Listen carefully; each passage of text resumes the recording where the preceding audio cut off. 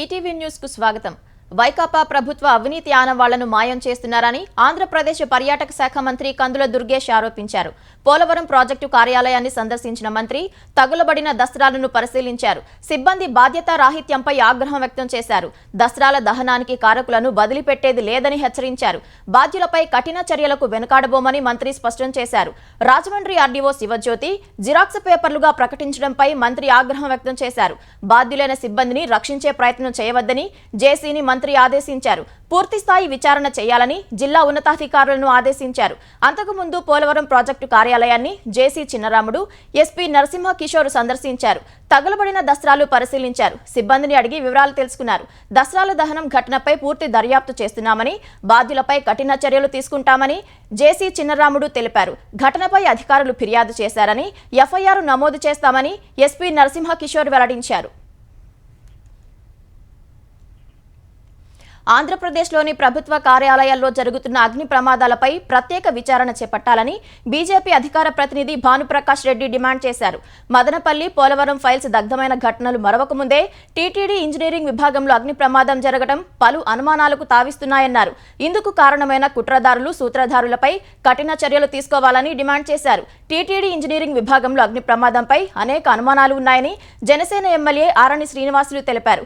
ఘటనా స్థలాన్ని పరిశీలించిన ఆయన ఇటీవల టీటీడీ ఇంజనీరింగ్ విభాగంలోని పలువురికి విజిలెన్స్ అధికారులు నోటీసులు ఇచ్చారని చెప్పారు.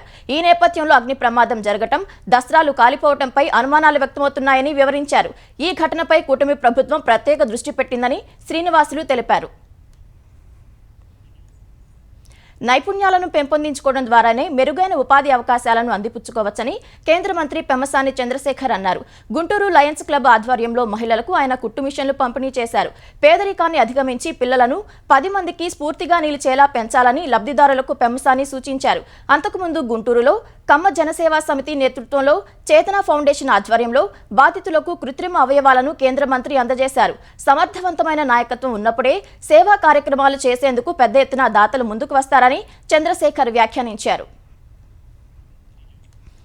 కులగణన జరిగిన తర్వాతే స్థానిక సంస్థల ఎన్నికలు నిర్వహిస్తామని తెలంగాణ బీసీ సంక్షేమ శాఖ మంత్రి పొన్నం ప్రభాకర్ స్పష్టం చేశారు. రవీంద్ర భారతిలో ప్రభుత్వం ఆధ్వర్యంలో జరిగిన సర్దార్ సర్వాయి పాపన్న గౌడ్ 374వ జయంతి వేడుకల్లో ఉప ముఖ్యమంత్రి భట్టి విక్రమార్క, మంత్రి పొన్నం ప్రభాకర్ పాల్గొన్నారు. సర్వాయి పాపన్న జీవితం అందరికీ ఆదర్శమని, ఆయన బాటలోనే రాష్ట్రంలో పాలన సాగుతోందని ఉప ముఖ్యమంత్రి భట్టి విక్రమార్క అన్నారు. సర్వాయి పాపన్న స్వగ్రామాన్ని పర్యాటక ప్రదేశంగా తీర్చిదిద్దుతామని తెలిపారు. బడుగు బలహీన వర్గాల కోసం చేసిన పోరాటాన్ని భవిష్యత్తు తరాలకు తెలియజేస్తామని భట్టి చెప్పారు. కులగణనపై ప్రభుత్వానికి చిత్తశుద్ధి ఉందని మంత్రి పొన్నం ప్రభాకర్ తెలిపారు. త్వరలోనే కులగణన నిర్వహిస్తామని మంత్రి వివరించారు. సర్దార్ సర్వాయి పాపన్న గౌడ్ విగ్రహాన్ని అసెంబ్లీ ఆవరణతో పాటు ట్యాంక్ బండ్పై ఏర్పాటు చేయాలని మాజీ మంత్రి బీఆర్ఎస్ నేత శ్రీనివాస్ గౌడ్ ప్రభుత్వాన్ని డిమాండ్ చేశారు. హైదరాబాద్లోని తెలంగాణ భవన్లో సర్వాయి పాపన్న గౌడ్ 374వ జయంతి వేడుకల్లో బీఆర్ఎస్ నేతలతో కలిసి శ్రీనివాస్ గౌడ్ పాల్గొని నివాళులు అర్పించారు. బీఆర్ఎస్ హయాంలో సర్వాయి పాపన్న జయంతిని ఘనంగా నిర్వహించామని తెలిపారు. కాంగ్రెస్ ప్రభుత్వం సర్వాయి పాపన్న చరిత్రను పాఠ్యాంశాల్లో చేర్చి ప్రస్తుత తరాలకు ఆయన చరిత్ర తెలిసేలా చర్యలు తీసుకోవాలని కోరారు. సిరిసిల్లలో సర్వాయి పాపన్న జయంతి వేడుకల్లో పాల్గొన్న బీఆర్ఎస్ కార్యనిర్వాహక అధ్యక్షుడు కేటీఆర్ ఆయన విగ్రహానికి పూలమాల వేసి నివాళులు అర్పించారు. ఒక జిల్లాకు సర్వాయి పాపన్న గౌడ్ పేరు పెట్టాలని ప్రభుత్వాన్ని కేటీఆర్ కోరారు. తెలంగాణ రైతులందరికీ రుణమాఫీ చేయాలని బీఆర్ఎస్ కార్యనిర్వాహక అధ్యక్షుడు కేటీఆర్ కాంగ్రెస్ పెద్దల్ని కోరారు. కాంగ్రెస్ అధ్యక్షుడు మల్లికార్జున ఖర్గే, అగ్రనేత రాహుల్ గాంధీలకు ఈ మేరకు కేటీఆర్ లేఖ రాశారు. రుణమాఫీ అందని లక్షలాది మంది రైతుల తరఫున లేఖ రాస్తున్నట్లు ఆయన వివరించారు. సీఎం చెప్పిన అబద్ధాలు, క్షేత్రస్థాయి వాస్తవాలకు మధ్య తేడా ఉందని కేటీఆర్ పేర్కొన్నారు.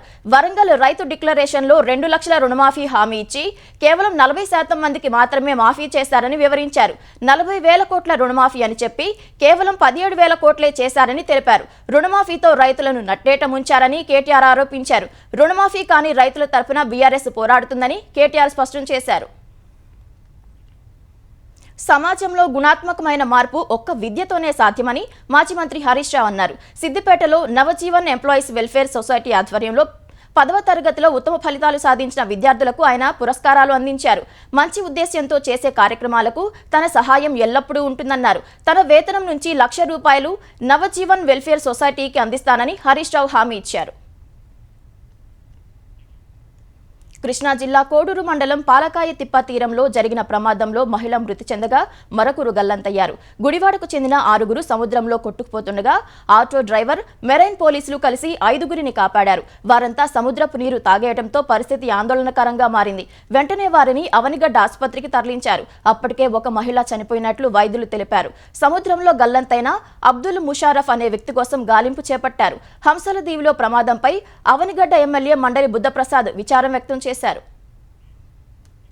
కోల్కతా హత్యాచార ఘటనపై పెద్ద ఎత్తున ఆందోళనలు జరుగుతుండటంపై బెంగాల్ పోలీసులు అప్రమత్తమయ్యారు.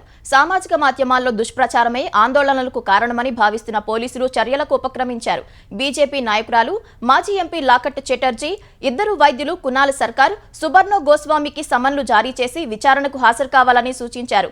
అనేక ఛానళ్లకు ఇంటర్వ్యూలు ఇచ్చిన డాక్టర్ గోస్వామి పోస్టుమార్టం నివేదికను చూసినట్లు చెప్పారు. పోస్టుమార్టం నివేదిక ప్రకారం సామూహిక అత్యాచారం జరిగి ఉంటుందని గోస్వామి తెలిపారు. ఈ విషయాన్ని కోల్కతా పోలీసులు తోసిపుచ్చారు. పోస్టుమార్టం నివేదికలో అలాంటి విషయాలేమీ లేవన్న పోలీసులు ఇలాంటి అసత్యాల వల్లే ప్రజల్లో ఆగ్రహావేశాలు వ్యక్తమవుతున్నాయని చెబుతున్నారు. మృతురాలి పేరు, ఫోటోను సామాజిక మాధ్యమాల్లో షేర్ చేసినందుకు బీజేపీ నాయకురాలు లాకెట్ చటర్జీని ప్రశ్నించనున్నట్లు తెలుస్తోంది. పోలీస్ సమన్లపై ఆమె విమర్శలు గుప్పించారు. బాధితురాలికి న్యాయం చేయకుండా సామాజిక మాధ్యమాలపైనే పోలీసులు దృష్టి పెట్టారని విమర్శించారు. కోల్కతా హత్యాచార ఘటనకు నిరసనగా అన్ని రాష్ట్రాల్లో వైద్యులు పెద్ద ఎత్తున ఆందోళనలు చేపడుతున్నారు. ఈ నేపథ్యంలో రాష్ట్రాల్లో శాంతి భద్రతల పరిస్థితులపై ఎప్పటికప్పుడు నివేదిక సమర్పించాలని కేంద్ర హోంశాఖ ఆయా ప్రభుత్వాలకు ఆదేశాలు జారీ చేసింది.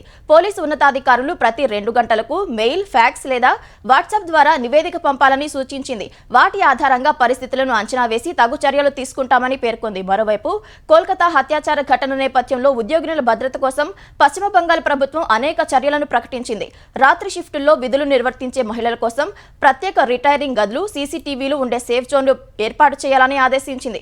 ప్రభుత్వ ఆసుపత్రులు, మెడికల్ కాలేజీలు, హాస్టళ్లు, మహిళలకు రాత్రి షిఫ్టులు ఉండే ఇతర పని ప్రదేశాల్లో హెల్పర్స్ ఆఫ్ ది నైట్ పేరుతో వాలంటీర్లను అందుబాటులో ఉంచుతామని ప్రకటించింది. ఆయా చోట్ల ఆల్కహాల్ బ్రీత్ ఎనలైజర్ పరీక్షలు నిర్వహిస్తామని, పోలీసు పెట్రోలింగ్ ను పెంచుతామని పేర్కొంది. ఎమర్జెన్సీ సమయాల్లో స్థానిక పోలీసులకు వెంటనే సమాచారం చేరవేసేందుకు మొబైల్ యాప్ను రూపొందిస్తున్నట్లు తెలిపింది.